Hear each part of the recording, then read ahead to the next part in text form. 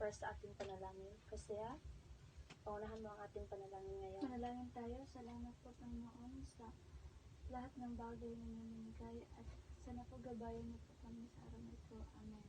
Amen. Magandang umaga mga bata. Magandang umaga po, teacher. Kumusta kayo sa araw na ito? Mabuti naman po, teacher. Mabuti naman kung gano'n. Magsiupo na ang lahat. Ngayon mga bata, may lumiban ba sa ating klase ngayon? Wala po, teacher. Mabuti naman kung gano'n.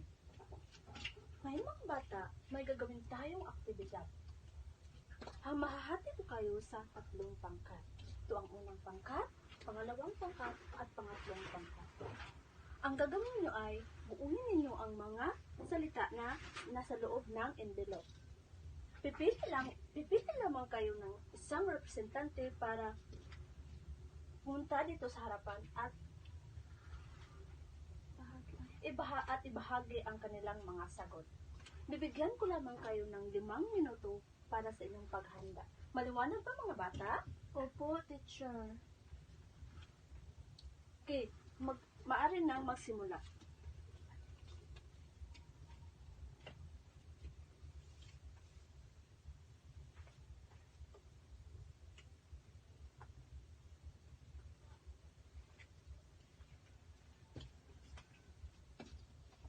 Tapos na ba mga bata?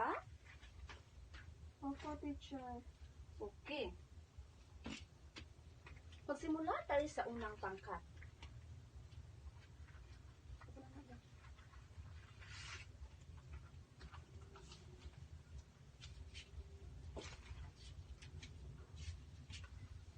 Ang aming nabuo na salita ay tagapagbatas.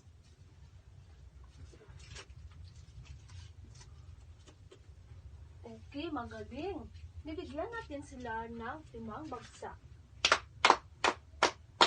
At dumako naman tayo sa pangalawang pangkat.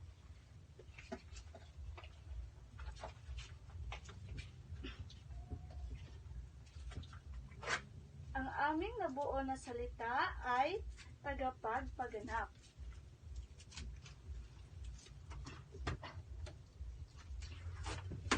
Okay, magaling mga bata. Bibigyan natin sila ng 5 bagsak ulit. At pumunta naman tayo sa pangatlong pangkat.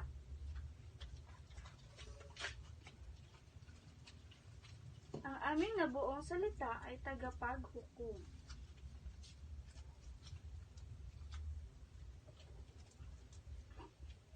Okay, magaling. Bibigyan din natin sila ng 5 bagsak.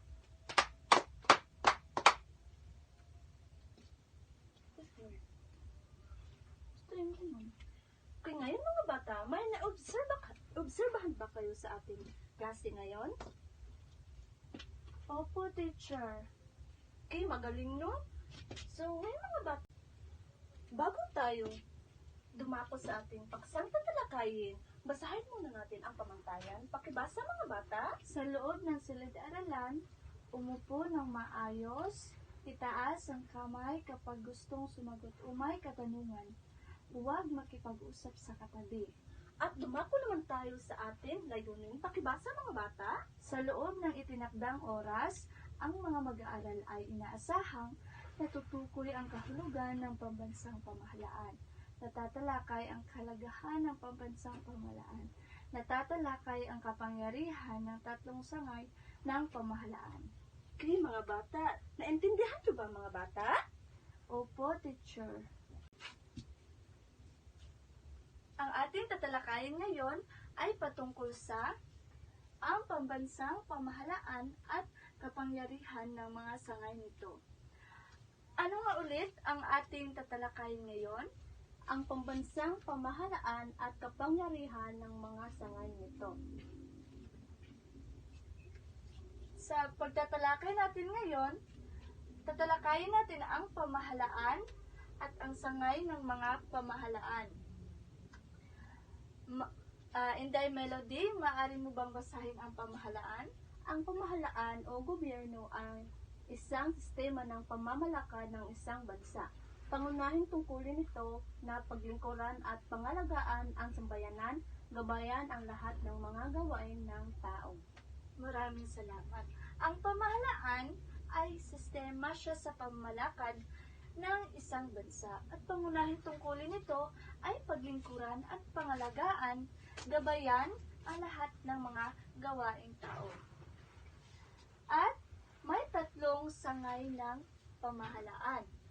Ang una narito ay ang sangay na tagapagbatas o lehislatibo o ang kongreso ang gumagawa ng mga batas ng bansa. May dalawang kapulungan ang sangay tagapagbatas, ang mataas na kapulungan at ang mababang kapulungan. Ang Senado ay mataas na kapulungan at ang kapulungan ng mga kinatawan ay ang mababang kapulungan. Anong ulit yon mga bata? Ang dalawang kapulungan ng tagapagbatas? Sige, Rachel? Ang dalawang kapulungan ay ang mataas na kapulungan at ang mababang kapulungan. Magaling, Rachel. Bigyan natin ng 5 bagsak si Rachel. At dumako naman tayo sa pangalawang sangay. Ito ay ang sangay na tagapagpaganap o ehekutibo. Ang tumitiyak na ang mga batas na gumagawa ng Kongreso ay naipapatupad upang mapangalagaan ang kapakanan ng mga mamamayan. Ito ay ginagawa na naipapatupad na mapangalagaan ang kapakanan ng mamamayan. At ito ay tagapagpaganap. At sa panghuli, ating tatalakayin ang sangay tagapaghukom o hudikatura. Ang sangay na nagbibigay ng interpretasyon ng batas. Ang kapangyarihang panghukuman ay nasa ilalim ng kataas-taasang hukuman o Korte Suprema at mababang hukuman. Ang tagapaghukom raw ay nagbibigay ng interpretasyon ng batas at kapangyarihan nito ay panghukuman at nasa ilalim ng kataas-taasang hukuman o mababang hukuman. Naiintindihan niyo ba ang ating itinalakay ngayon, mga bata? Opo, teacher. Kung naiintindihan niyo, may katanungan ako. Ano nga ulit ang ating itinalakay ngayong araw? Yes? Yes? Rachel? Ang pambansang pamahalaan at kapangyarihan ng mga sangay nito. Magaling si Rachel. At ano nga ulit ang tatlong sangay ng pamahalaan? Ang tatlong sangay, Yes? Melody? ang tatlong sangay na ito ay sangay ng tagapagbatas, sangay ng tagapagpaganap, at sangay ng tagapaghukom. Magaling! Masaya ako na naunawaan ninyo ang ating mga itinalakay ngayong araw. At sa lahat ng sasagot, bigyan natin sila ng 5 bagsak. At ngayon, class, ay dumako na tayo sa ating gagawing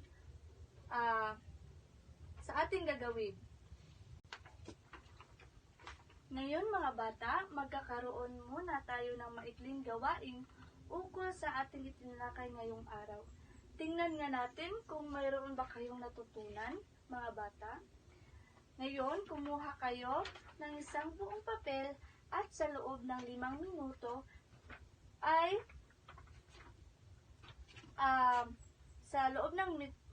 minuto ay maglista kayo ng kahalagahan ng pamahalaan sa ating bansa. Malinaw ba sa inyo, mga bata? Opo, teacher. Magaling kung ganun. Simulan nyo na.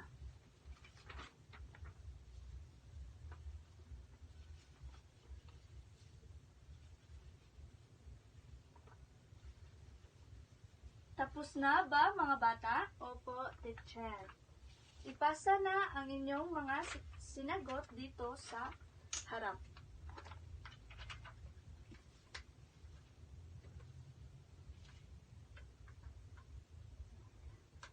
May naintindihan ba kayo, mga bata? Opo, teacher. Magaling. Ngayon ay dumako na tayo sa ating pasulit. Okay, ngayon mga bata, mayroon ba kayong naintindihan sa ating klase ngayon? Opo, teacher. Okay, magaling. Ngayon mga bata, kumuha kayo ng isang kalahating papel at sagutan itong mga katanungan. Ating basahin ang panuto. Tukuyin kung ito ay tagapagpaganap, tagapagbatas o panghukuman. Okay, naintindihan mga bata?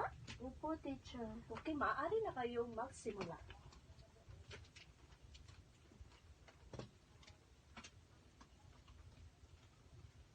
Tapos na ba mga bata? Opo, teacher. Okay.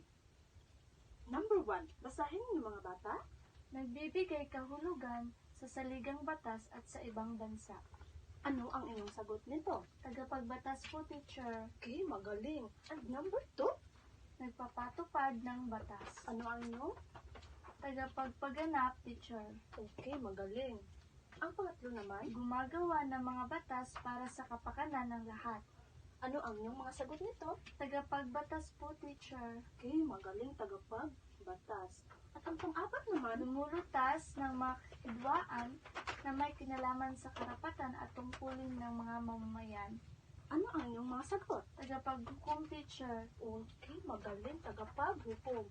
At ang pang-lima ay, Nangangasiwa sa lahat ng mga kagawaran, kawanihan at tanggapan ng pamahalaan. okay, ano ang inyong mga sagot? Tagapaghukom po, teacher. Okay, magaling. So ngayon mga bata, may naintindihan na ba kayo sa ating tinalakay? Opo, teacher. Okay, magaling. Sa inyong takdang aralin, sa inyong mga takdang aralin ay